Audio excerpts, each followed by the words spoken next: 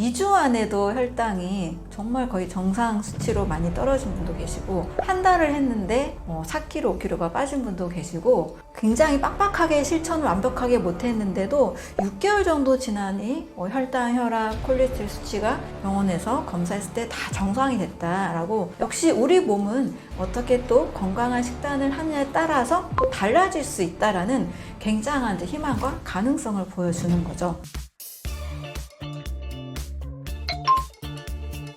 대사 기능이 약해졌을 때 우리 몸에서 보내는 신호들이 있나요? 신진대사가 떨어진다는 것은 아마 우리가 스스로 내 몸을 조금만 관찰해도 느낄 수 있는 증상들이 있습니다.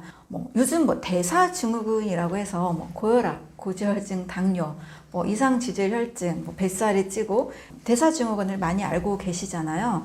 이것이 바로 신진대사가 떨어져서 이런 증상이 나타나네요 하는 뜻이라고 볼 수 있습니다. 신진대사가 떨어진다. 그럼 당연히 혈액순환부터 점검이 필요합니다. 고혈압이라는 것은 혈압이 올라갔다는 뜻이죠. 그만큼 이 피를 순환하게 만드는 심장의 압력이 세졌다는 뜻입니다. 왜 심장의 압력이 세졌을까요? 피가 맑게 순환이 잘 되고 있다라면 굳이 혈압을 높일 필요가 없을 텐데, 뭔가 지방이든 당분이든 뭔가 찌꺼기가 많아서 혈액순환이 잘 되지 않으니, 그 흐름이 원활하지 않으니 심장이 펌프질을 세게 하는 겁니다. 이것도 역시 대사가 잘 일어나지 않을 때 나타나는 증상이라고 볼 수 있습니다. 또 고혈당으로 인한 이상지질혈증이나 지방간이나 이것이 장기화가 됐을 때 이제 인슐린 저항성이 또 생기면서 당뇨로 이어지게 되는 이 모든 것들이 신진대사가 떨어졌을 때 나타나는 증상이죠. 또 요즘 점점 이게 나이살인가 이제 생각이 들 정도로 나이가 들면 살찌는 것이 당연하다, 이렇게 우리가 많이 알고 있는데, 어느 정도는 조금씩은 찔 수 있습니다. 일단 성장 호르몬의 분비도 줄어들기도 하고 성 호르몬도 줄어들기 때문에 어느 정도는 정말 신진대사가 활발했던 20, 30대보다는 이제 40대, 50대, 60대로 갈수록 자기 체중보다 약간씩은 찔 수 있지만, 그렇다고 10kg, 15kg, 20kg 이렇게 찌는 것은 신진대사율이 너무 턱없이 떨어졌다라고 볼 수가 있는 거죠. 이게 지방이 축적되는 몸으로 바뀌게 된 것도 대사 이상으로 볼 수가 있습니다. 따라서 우리가 흔하게 알고 있는 너무나 요즘 약도 많이 드시고 있는 혈압약이나 당뇨약이나 콜레스테롤 약들, 이런 것들을 먹지 않을 수 있게끔 신진대사를 관리하는 것이 매우 필요하고요. 일상의 생활에서 우리가 조금의 바른 지식과 건강한 식단 구성만 해도 나이 들면 다 아프다? 그렇지 않습니다. 충분히 나이에 맞는 건강한 식사법을 통해서 대사증후군 없이도 또 신진대사가 크게 떨어지지 않으면서도 건강한 삶을 우리는 만들어갈 수가 있습니다. 대사질환과 식단은 어떤 관련성이 있나요? 대사질환과 식단은 사실 거의 직결돼 있다고 보시면 됩니다. 아주 쉬운 예로 미국에서 한 다큐멘터리가 수년 전에 제작된 적이 있었는데요. 햄버거만 먹고 한 달 살기, 아마 보셨을 겁니다. 어떤 일이 일어났을까요? 딱 생각해도 왠지 건강해졌을 것 같지는 않죠. 그런데 햄버거로 한 달을 쭉 먹었던 이 사람은 이제 테스트를 위해서, 실험을 하기 위해서 그렇게 했는데, 상상할 수 없을 정도로 체지방이 쌓여서 10kg 이상 살이 찌게 됐고, 혈압, 혈당, 지방간, 또 콜레스테롤 모든 수치가 정상을 벗어나게 됐습니다. 이것을 다시 되돌리는데 6개월 이상 걸렸다고 합니다. 먹는 대로 내 몸이 만들어집니다. 먹는 대로 신진대사가 결정이 됩니다. 요즘 젊은 친구들 사이에서 연속 혈당 측정기를 딱 차고 혈당 다이어트 하는 게 좀 유행처럼 좀 번지고 있는데, 그만큼 음식을 어떻게 먹냐에 따라서 혈당이 바로 바뀌게 되고, 이것으로 인해서 인슐린 저항성과 다른 대사 질환들을 야기할 수 있기 때문에 이것이 좀 유행이 된 것 같습니다. 그래서 먹는 대로 신진대사가 결정이 되고요.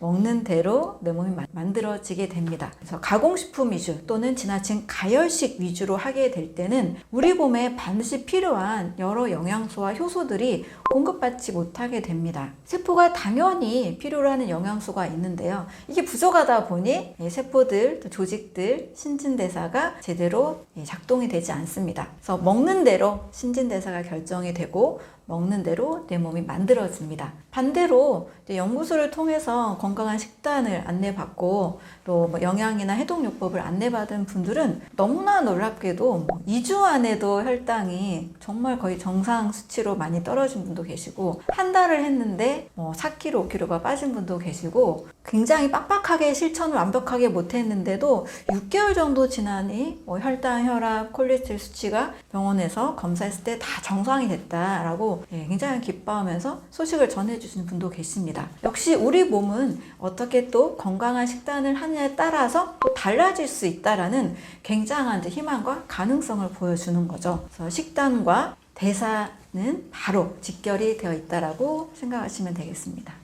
신진대사 망가뜨리는 최악의 식사 습관은 무엇인가요? 가장 첫 번째로 위험한 것은 일단은 가공식품 위주의 식사라고 볼 수 있습니다. 가공식품은 한마디로 제가 가공했다 해서 진짜 음식이 아니라 죽은 음식이다, 이렇게 늘 말씀을 드리는데요. 우리가 이제 영양학의 발달로 인해서 막 탄단지를 계산하고 칼로리를 계산하고 비타민 몇 그램 이렇게 계산하고 성분으로 바라보는 관점이 좀 많이 생긴 것이 사실입니다. 그런데 쉽게 생각하면 우리 자연에 있는 동물들을 보면 육식동물, 초식동물, 또 고릴라, 원숭이 이런 동물들, 유인원 같은 과식동물, 잡식동물을 보면 영양소 계산 안 하잖아요. 만성질환, 대사질환도 없습니다. 본인이 먹어야 되는 음식을 본능대로 먹고 만성질환 없이 자기의 수명을 충분히 누리게 되는데요. 오직 사람만이 만성 대사질환이라는 질병으로 인해서 굉장한 고통을 받고 있습니다. 그래서 야생동물은 이 만성질환이 없다라는 측면에서 보면